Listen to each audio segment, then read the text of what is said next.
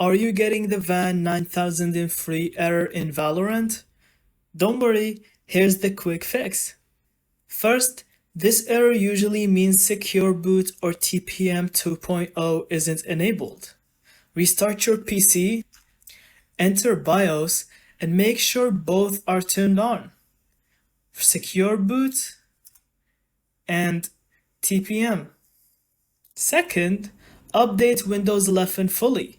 Valorant needs the latest security updates to run properly.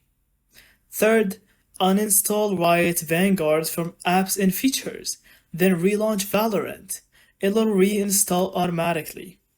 Fourth, right-click Valorant and run it as administrator to avoid permission issues.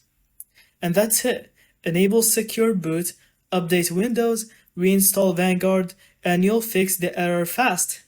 Thank you so much for watching. I hope you found this video helpful. And don't forget to leave us your thoughts in the comments and subscribe for more quick tutorials like this.